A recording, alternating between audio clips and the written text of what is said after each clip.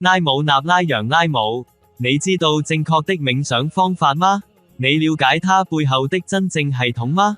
即使在今天，仍有許多人不了解冥想，這到底是為什麼呢？在我們出生之前，我們都曾在母親的子宮中，而在那段時間，即使是在子宮裡，我們其實就在練習冥想。母親吃什麼，那就成為我們的食物。嬰兒的呼吸通過母親的呼吸而進行。從某種意義上說，我們是通過冥想而出生的。但現在我們已經把這一切忘記了，沒有人教過我們如何冥想。無論是我們的家庭、老師、村莊和城市裡的任何人，還是學校、大學，甚至任何政黨，都沒有人教過。如今，那些所謂的宗教領袖只關心金錢，他們穿着特定的衣服，在額頭上畫上神聖印記，裝扮成神的模樣。但沒有人停下來思考，死後會發生什麼？沒有人關心臨終時所得到的那張生命證書。就在死亡前的2分鐘，人生的成績單出現在我們手中。只有那時，我們才真正意識到一生中所犯下的錯誤。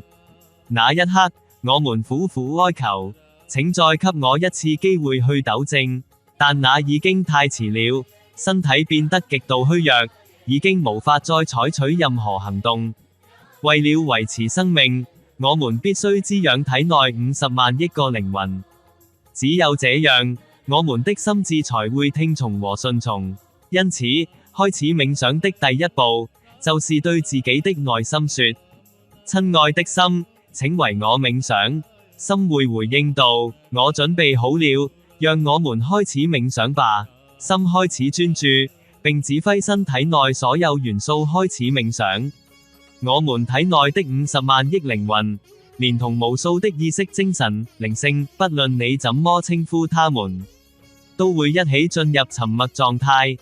當我們開始冥想，他們也隨之進入冥想。當他們開始專注地冥想時，就會遵循內在協調的法則。但問題是，我們並沒有回應他們真正的需求。這就是為什麼我們的良知總是在提醒我們，這是錯誤的，或這是正確的。如果我們能連續7天持續冥想，並且在此之前沒有犯下太多的錯誤，靈魂依然純正，那麼我們就會開始看到冥想所帶來的效果與益處。但如今人們沉迷於負面行為，他們的心靈充滿了多年積累的污染與骯髒。這就是為什麼每個人在體驗冥想效果的時間上都不同。每個人都應從自己的家開始行善，教育你的孩子，讓他們接觸冥想。政府也應該讓人們了解冥想的重要性。